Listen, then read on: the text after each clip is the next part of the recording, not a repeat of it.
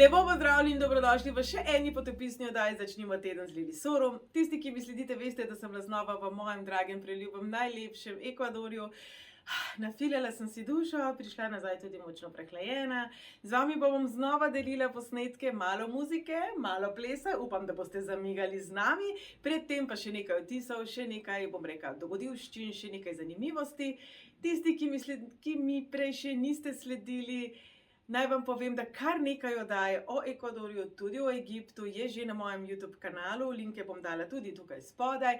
Ogledate si lahko, kako obleči indijansko nošo, kaj pomenijo določeni deli te noše, kar nekaj vulkanov si boste lahko ogledali, originalno izvedbo komada Lambade, katerega se vsi spominjamo še z naših mlajših let. Torej, kar nekaj zanimivosti sem že podelila z vami, tudi tokrat je bila moja izkušnja v Ekvadorju resnično lepa, resnično izpolnjujoča. Vsi tisti, ki me sprašujete, zakaj ne ostanem dol, naj vam povem, da me tudi dol sprašujejo, zakaj ne ostanem tam.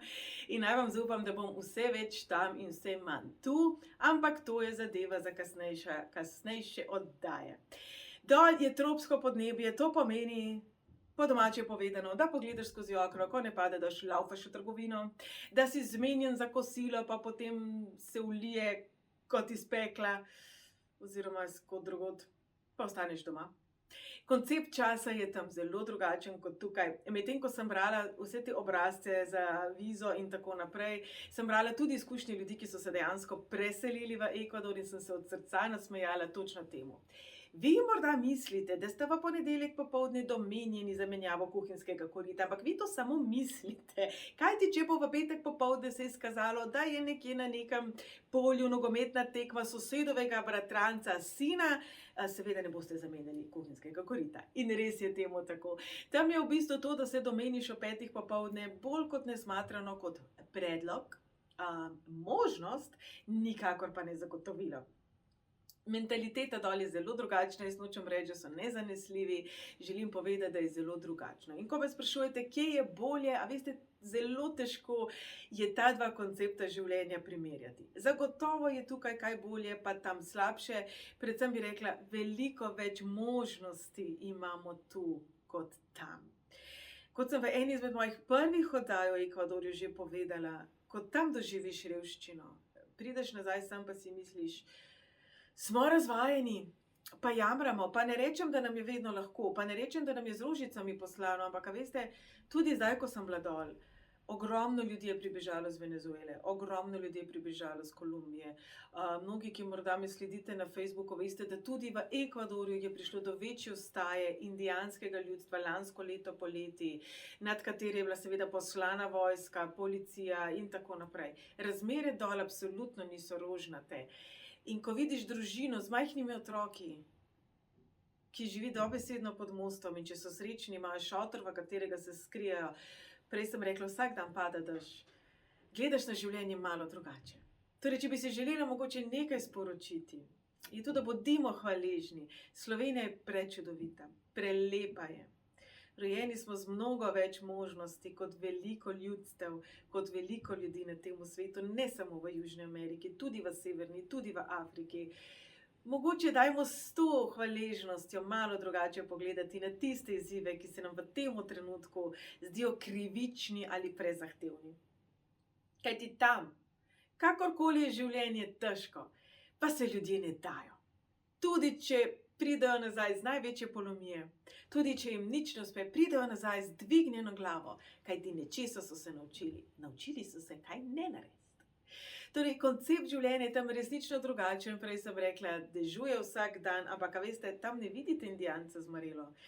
Tam zjutraj vstanejo, se stuširajo in grejo doma z mokrimi lasmi. Tam denimo, da vas še malo nasmejim, kje pa jaz nisem preklopila, ko sem prišla nazaj. Torej, jaz zdaj govorim o majhni indijanski vasici, ki se reče Otavalo, ki je v severnem delu Ekvadorja, kjer je tako, na cesti vladajo avtomobili. Tam prideš do prehoda čez cesto in čakaš, da več ni avtomobilov.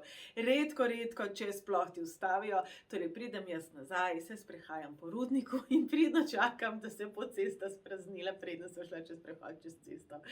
Torej, včasih potrebujemo dan, dva, da malo preklopimo z ene realnosti v drugo. Vsekakor vsekakor pa vsi, ki razmišljate o popotovanju po Južni Ameriki, vam polagam na srce. Niso samo Mehika, pa Peru, pa Bolivija, prečudovite dežele, pa Brazilija, tudi Ekvador je. Absolutno so kraji, večja mesta, ki so enako nevarni kot tudi v Braziliji. Guayaquil, denimo, je eno tako žarišče v tem trenutku. Guayaquil je veliko pristanišče v Ekvadorju, je bilo eno izmed prvih, če ne celo prvo pristanišče v Južni Ameriki, kjer so v zgodovini pripeljali, nočem reči dostavljali, sužnje iz Afrike. Se pravi, tudi danes je še vedno ogromno mesto, ima zelo pomembno strateško lego in tudi zelo veliko kriminala.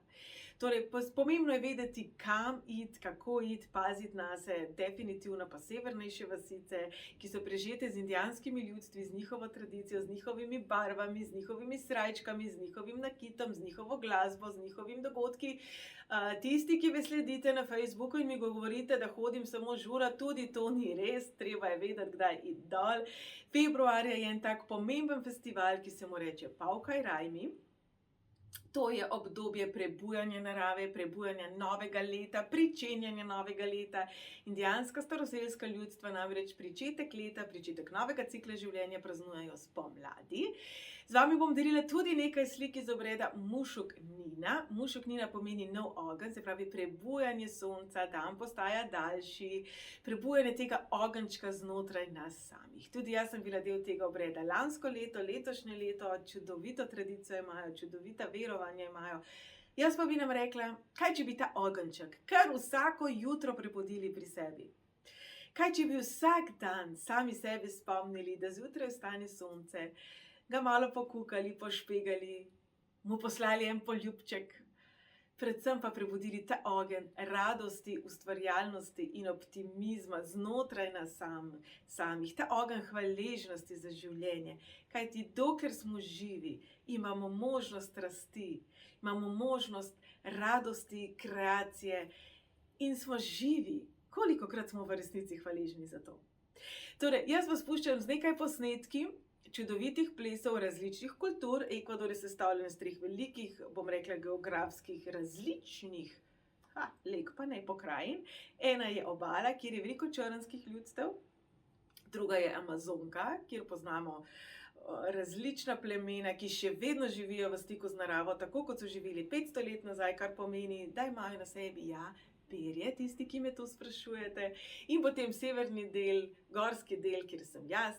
Torej, prepuščam vas zvokom glasbe, jaz upam, da boste zamigali in upam, da se boste napolnili z nekim pozitivizmom, nekim sončkom, z neko razigranostjo, tako kot sem se jaz.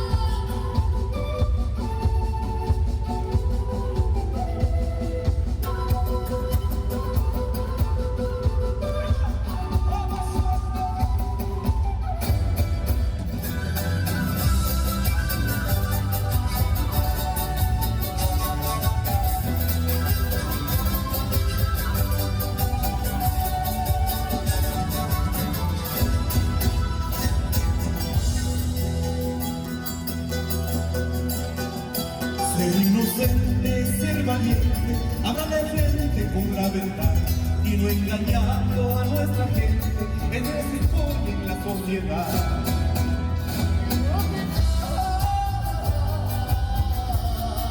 Justicia para vivir, extradición a morir.